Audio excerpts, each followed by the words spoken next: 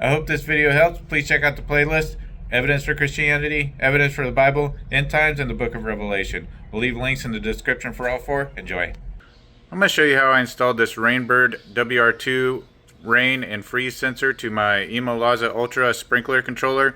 And here's the outside rain and freeze sensor that I'm going to be installing on the outside of the house that connects to the controller here wirelessly.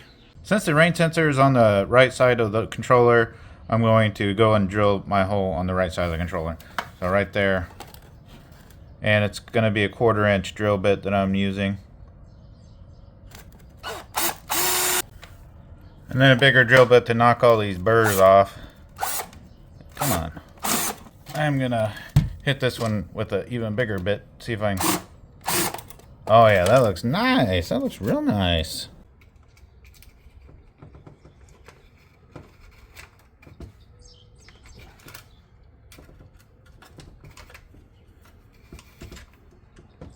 For the sensor, I should have fished this through the back.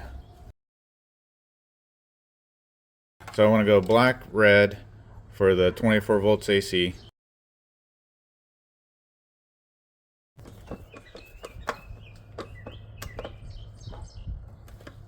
So for the white and green wire sensor wiring, the white wire is a common, so you would put that over here on the C.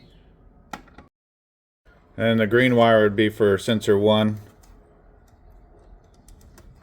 So we'll put that on S1.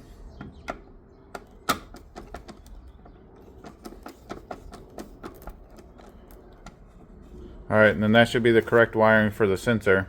Now it's wired up correctly, let's put the cover on. Looking good. So I want to get my bracket for the outside sensor set up. Here's the part that I'm going to hang from the gutter. And the way I already tested it out, it hangs is kind of at an angle like this. So I want to put my sensor bracket in there. That's this. And you want the cup side so it's facing up.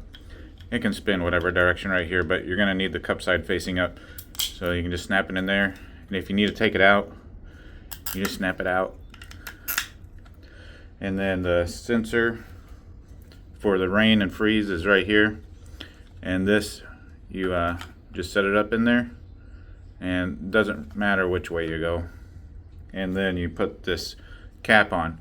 Now you need to make sure when you put this cap on that that white pin for this cork thing goes up the middle.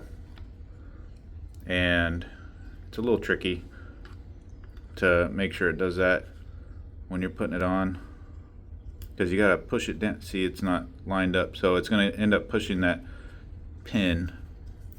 So I gotta get that pin lined up in, oh, there we go, got it. See, that little pin's going up the middle, and then snap it in, and you see this is snapped in, the pin's in the middle, so it's on the bracket. And then when I hang it, it's gonna be like this, point straight up and down. If you need to take it off, you just take this and twist it, and it'll kind of push that in like that, and then now you can pull it up and off, and there's your cork thing. But now I gotta get it lined back up. It's a little tricky. Got it. There we go. It's all ready to be hung. I got my gutter here, and I'm just going to hang it from the gutter like this. There is a place that you could put a screw if you want it, but I'm not going to. And you can see it's nice and level and facing straight up for the rain to go into the hole up here and get it. So you can see I got the sensor out in the open, so there will be no spill off from the top roof or the antenna there that will end up in the sensor. It's just out in the open, so it's only collecting the rainwater. Hey, if you want to support my channel, leave a super thanks below, or you can join Robinhood through a link in the description, and we'll both get some money for some stock. Or you can purchase this product through a link in the description. I'll get a little commission. Continue watching. All right, time to plug it in to see if any sparks fly or electronics die. Oh yeah, it's powered on, and the sensor works. So it's detecting the sensor. It's got a good battery now. All right, so if you want to test if this rain sensor is working, brought it down from the side of the house. Down inside here, there is a white pin sticking up, and you can get to it with a Sharpie. So push down on it and hold, and it'll trip that. See, it tripped, so it senses that there's rain. No, I gotta unplug it and plug it back in.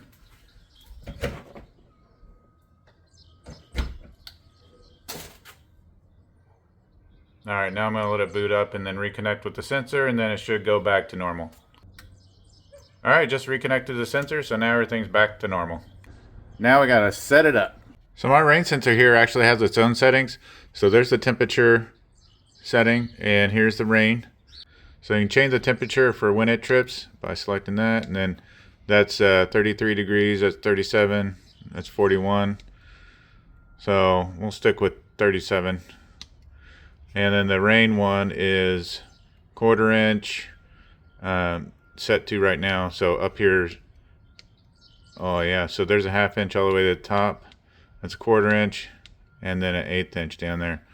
So, so there we go, that's set. For this setting here, you just leave it like this in order for it to run normal and to use the sensors to shut it off and on. And this here, you override everything and it shuts off the system for 72 hours no matter what. And this one here is it will let the irrigation run its normal cycles for 72 hours and doesn't even pay attention to the sensors. So we want to just leave it at that and let the sensors do their job. I think all it does is it sends the sense wire to shut everything down here if any of these parameters are met. So this is kind of an independent thing, just saying, hey, shut it off. So now that we got the outside rain sensor on and working, we can enable it. So go to settings, and then go to controller settings, and then go to sensor, and then up there at the top, S1 is the one that we wired it to, so we can turn that on. And then we have it set to 1/2 inch of rain. Yeah, so once you set the trigger value that you actually set the sensor to, we have it set to 1/2 inch. Confirm. Something else to keep in mind is the type of rain sensor that this is the normally closed wire. There are different options. So if you click on that, it does give you different options for what type of rain sensor you have or flow sensor for this one. But we got the rain sensor and it's the normally closed wire. Should be paying attention to that sensor now. So this actually will notify me when my outside rain and temperature gauge loses its battery.